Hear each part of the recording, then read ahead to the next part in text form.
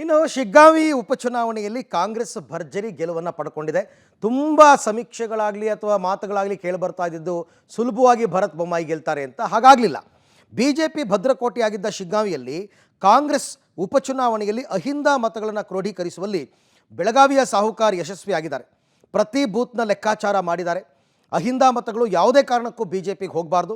ಬೆಳಗಾವಿ ಕಾರ್ಯತಂತ್ರವನ್ನು ಶಿಗ್ಗಾಂವಿ ಕ್ಷೇತ್ರದಲ್ಲಿ ಕಾರ್ಯರೂಪಕ್ಕೆ ತಂದಿದ್ದಾರೆ ಸತೀಶ್ ಜಾರಕಿಹೊಳಿ. ಸಚಿವ ಸತೀಶ್ ತಂಡ ಕ್ಷೇತ್ರದಲ್ಲಿ ಭರ್ಜರಿಯಾಗಿ ಕಾರ್ಯತಂತ್ರ ರೂಪಿಸಿ ಅಹಿಂದ ಮತಗಳನ್ನು ಕ್ರೋಢೀಕರಿಸೋ ಕೆಲಸವನ್ನು ಮಾಡಿದ್ರು.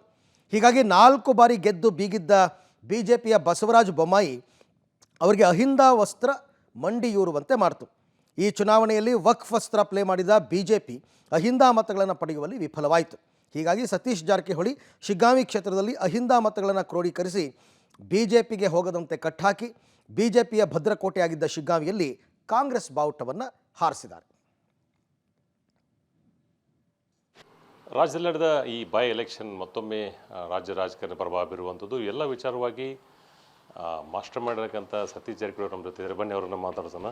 ಸರ್, ಒಟ್ಟಾರೆ ಈ ಚುನಾವಣೆ ಬಗ್ಗೆ ತಾನೇ ಸರ್? ಒಟ್ಟಾರೆ 3 ಚುನಾವಣೆಯಲ್ಲಿ ಮತದಾರರು ಕಾಂಗ್ರೆಸ್ ಪಕ್ಷನ ಕೈ ಹಿಡಿದಿದ್ದಾರೆ. ನಾವು ಮಾಡಿರೋಂಥ ಕೆಲಸ ಇರ್ಬೋದು ಅಥವಾ ಗ್ಯಾರಂಟಿ ಇರ್ಬೋದು ಅಥವಾ ನಮಗೆ ಭರವಸೆ ಇರ್ಬೋದು, ಎಲ್ಲ ಹಿನ್ನೆಲೆಯಲ್ಲಿ ಇವತ್ತು 3 ಕಡೆ ನಮಗೆ ದೊಡ್ಡ ಪ್ರಮಾಣದಲ್ಲಿ ಆಶೀರ್ವಾದ ಮಾಡಿದ್ದಾರೆ. ಮಾಜಿ ಮುಖ್ಯಮಂತ್ರಿಗಳ ಮಗನನ್ನು ಸೋಲಿಸಬೇಕು ಅಂತೇಳಿ ಕಳೆದ 6 ತಿಂಗಳಿಂದ ಪ್ಲ್ಯಾನ್ ನಡೀತಾ ಇತ್ತು. ತಮ್ಮ ಏನು ಅನುಯಾಯಿಗಳು 6 ತಿಂಗಳ ಹಿಂದುಗಡೆ ಅಲ್ಲಿ ಬಿಟ್ಟುಬಿಟ್ಟಿದ್ರು ಅಂತ. ಸುಮಾರು ಕಳೆದ ನಮ್ಮ ಚಿಕ್ಕೋಡಿ ಪಾರ್ಲಿಮೆಂಟ್ ಆದಮೇಲೆ ನಾವು ಅಲ್ಲೇ ಅದಕ್ಕೆ ಹೆಚ್ಚು ಫೋಕಸ್ ಮಾಡಿದ್ವಿ. ಸೊ ನನ್ನ ಉದ್ದೇಶ ಅಲ್ಲಿ ನಮ್ಮ ಅಹಿಂದ ಓಟ್ ಶಕ್ತಿ ತೋರಿಸ್ಬೇಕಂತ ನನ್ನ ಉದ್ದೇಶ ಅಷ್ಟೇ ಇತ್ತು. ಅದನ್ನು ಬೊಮ್ಮಾಯಿಯನ್ನು ಸೋಲಿಸ್ಬೇಕು, BJP ಸೋಲಿಸ್ಬೇಕಂತ ಏನಲ್ಲ. ಅಹಿಂದ ಶಕ್ತಿ ಇದೆ ಇಡೀ ರಾಜ್ಯ ತುಂಬ. ಆದರೂ ನಮಗೆ ಅನ್ಯಾಯ ಆಗ್ತಾಯಿದೆ ಎಲ್ಲೋ ಒಂದು ರೀತಿಯಿಂದ. ಅದಕ್ಕೆ ಇದೊಂದು ಅವಕಾಶ ಇದೆ ಶಿಗ್ಗಾಂವಿಯಲ್ಲಿ. ಅಹಿಂದ ಒಗ್ಗೂಡಿಸಿದ್ರೆ ಏನು ರಿಸಲ್ಟ್ ಬರ್ಬೋದು ಅನ್ನೋದು ಈ ಚುನಾವಣೆ ಸಾಬೀತು ಮಾಡಿದೆ.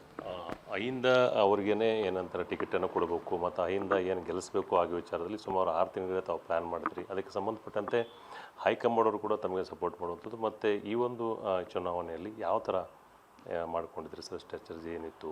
ಎಷ್ಟು ಎಲ್ಲೆಲ್ಲಿ ಜನ ಚುನಾವಣೆ ಟಿಕೆಟ್ ಕೊಡಲಿಕ್ಕೆ ನಮ್ಮ 3-4 ಜನ ಸ್ಪರ್ಧೆಯಲ್ಲಿದ್ದರು.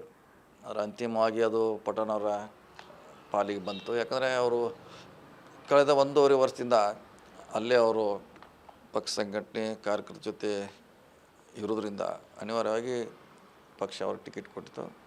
ಅದನ್ನು ಗೆಲ್ಲಿಸ್ಲಿಕ್ಕೆ ಎಲ್ಲ ರೀತಿಯಿಂದ ಸ್ಟ್ರಾಟಜಿ, ತಂತ್ರಗಾರಿಕೆ, ಆಮ್ಯಾಗೆ ಅಹಿಂದ ಒಂದು ಕಡೆ ತರುವಂಥ ಪ್ರಯತ್ನ ಮಾಡೋದ್ರಿಂದ ಇದು ಗೆಲುವು ಸುಲಭ.